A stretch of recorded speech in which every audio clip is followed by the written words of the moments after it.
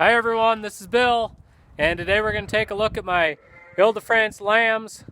The February lambing's over. It went from February 10th to March 1st. Everyone's growing good. I thought we'd take a look here at each of the groups, and then I would run through the numbers on how the drop rate ended up for the year.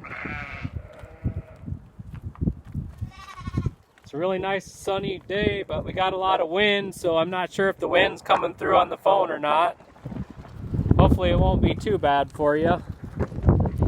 Looks like they're going to want to run inside, so maybe we can get some better footage in there. They were just laying out here nice and content, enjoying the day until I had to come stir them up, I guess.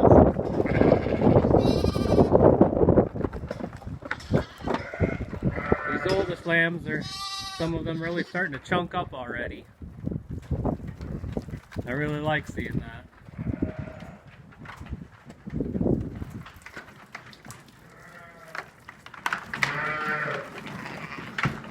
Got the creep feeder set up. Got feed last Friday.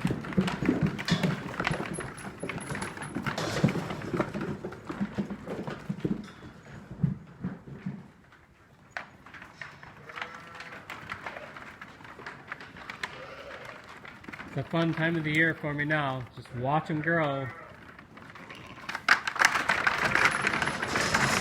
Try to let a few of the ewes out so that way we can look at the lambs a little better.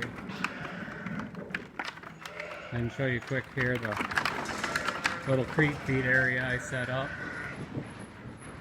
Nothing fancy there, and then I got an old hog feeder and an extra bunk space. And then as they grow and start to eat even more, I'll just square this up over here to that other post and give them a little bit more room. Yeah, I had to get caught up on my sleep here last week too, so that was nice to do. We'll hop over here to some more. These in this next group here would actually be the youngest ones that I have in the barn.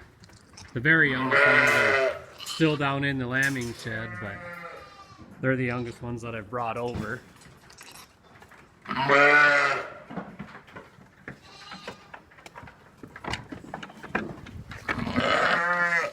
Be kind of the middle-aged of what's over here now. I guess this pen here, these would be all twins in this deck.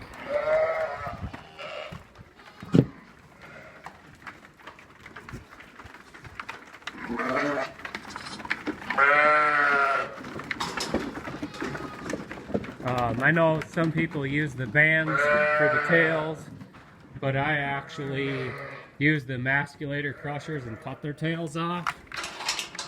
This next deck we're going into here, this is kind of an interesting deck because all of these are triplets. If you watched my last video, you would have saw the black and white spotted lamb, which we ended up naming her Dottie.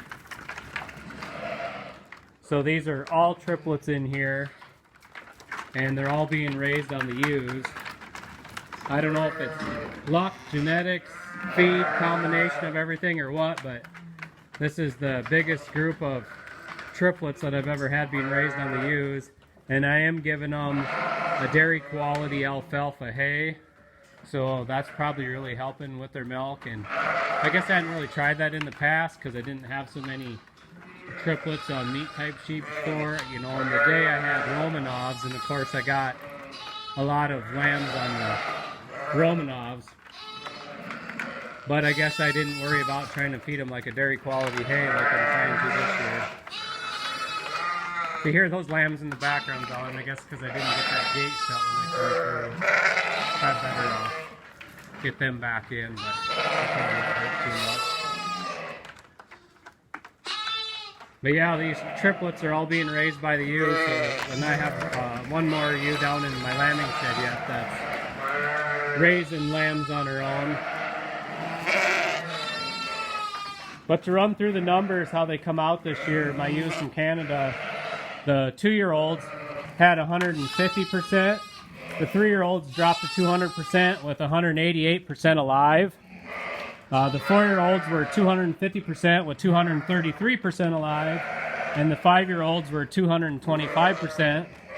I ended up with 52.46% of them being ewe lambs and 47.54% of them being ram lambs.